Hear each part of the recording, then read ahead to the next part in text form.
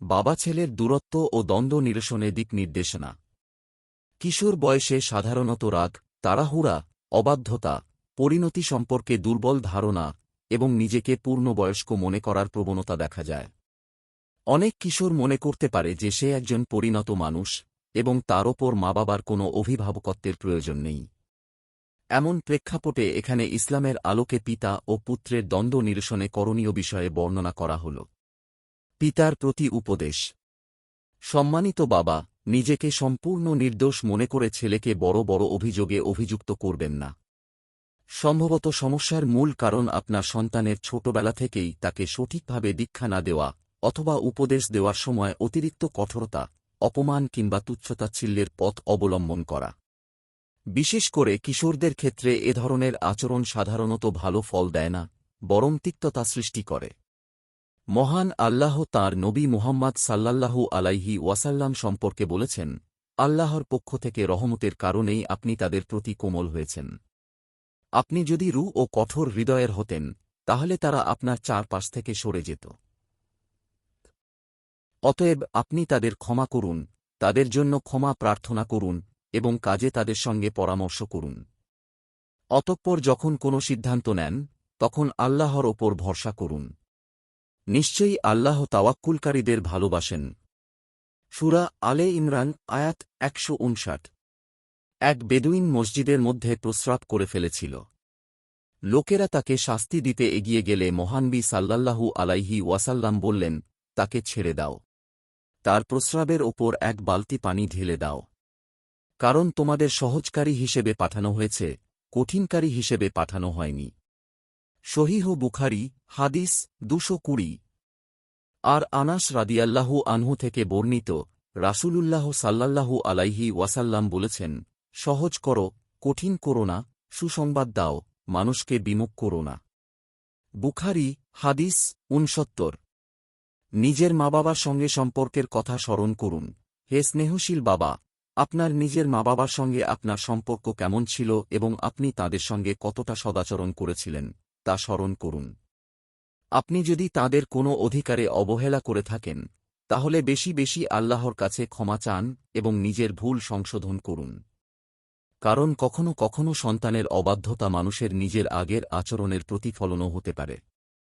সন্তানের জন্য বেশি বেশি দোয়া করুন। সবচেয়ে শক্তিশালী চিকিৎসা ও সমাধানের অন্যতম হল দোয়া, বিশেষ করে সন্তানের জন্য মা বাবার দোয়া।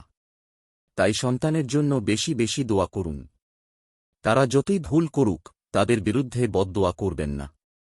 আর রাসূলুল্লাহ সাল্লাল্লাহু আলাইহি ওয়াসাল্লাম বলেছেন, দোয়া অবশ্যই কবুল হয়, মজলুমের দোয়া, মুসাফিরের দোয়া এবং সন্তানের জন্য পিতার দোয়া। আবু দাউদ, হাদিস ১৫৩৬। ছেলের জন্য পরামর্শ। হে ছেলে, জেনে রেখো, বাবার প্রতি তোমার সদাচরণ শুধু তার পক্ষ থেকে তোমার প্রতি করা ভালো কাজের প্রতিদান নয়, বরং মা বাবার প্রতি সদাচরণ করা তোমার ওপর আল্লাহর পক্ষ থেকে আরোপিত একটি শরীয়তসম্মত কর্তব্য। এমনকি মা বাবা কাফির হলেও এবং সন্তানকে কুফরের দিকে আহ্বান করলেও তাদের সঙ্গে দুনিয়াবী জীবনে সদাচরণ করতে হবে। আল্লাহ বলেন, আমি মানুষকে তার পিতামাতার প্রতি সদাচরণের নির্দেশ দিয়েছি। তবে তারা যদি তোমাকে আমার সঙ্গে এমন কিছু শরিক করতে বাধ্য করে, যার সম্পর্কে তোমার কোনো জ্ঞান নেই, তাহলে তুমি তাদের আনুগত্য করবে না। আমার কাছেই তোমাদের প্রত্যাবর্তন, তখন আমি তোমাদের জানিয়ে দেব তোমরা কি করতে। সূরা আনকাবুত আয়াত ৮। মা বাবার সঙ্গে সম্পর্ক সমানে সমান নয়। মা বাবার সঙ্গে সম্পর্ক এমন নয় যে তুমি আমার সঙ্গে যেমন আচরণ করবে, আমিও তোমার সঙ্গে তেমন আচরণ করব। বরং এটি ভালোবাসা, সম্মান ও সদাচরণের সম্পর্ক। তারা ভুল করলেও তাদের সঙ্গে সম্মান বজায় রাখতে হবে। অবশ্যই প্রয়োজন হলে হিকমত ও কোমলতার সঙ্গে তাদের ভুলের ব্যাপারে নসিহত করা যাবে। ২ মা বাবার মর্যাদা বোঝো। দেখো আল্লাহ কিভাবে তাঁর একত্ববাদ ও ইবাদতের নির্দেশের সঙ্গে মা বাবার প্রতি সদাচরণের নির্দেশকে পাশাপাশি উল্লেখ করেছেন। মহান আল্লাহ বলেন, তোমার প্রতিপালক নির্দেশ দিয়েছেন যে তোমরা তিনি ছাড়া অন্য কারো ইবাদত করবে না এবং পিতামাতার প্রতি সদাচরণ করবে। তাদের একজন অথবা উভয়েই যদি তোমার কাছে বার্ধক্যে উপনীত হয়, তবে তাদের উফ বলো না এবং তাদের ধমক দিও না, বরং তাদের সঙ্গে সম্মানজনক কথা বলো। আর তাদের জন্য দয়ার সঙ্গে বিনয়ের ডানা নত করে দাও এবং বলো, হে আমার রব, তারা যেমন শৈশবে আমাকে লালন পালন করেছেন তেমনি আপনি তাদের প্রতি দয়া করুন। সূরা ইসরা আয়াত 23-24।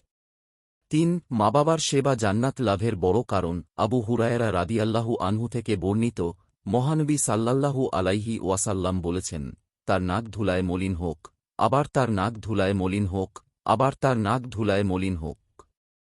সাহাবারা জিজ্ঞেস করলেন, হে আল্লাহর রাসূল, কে?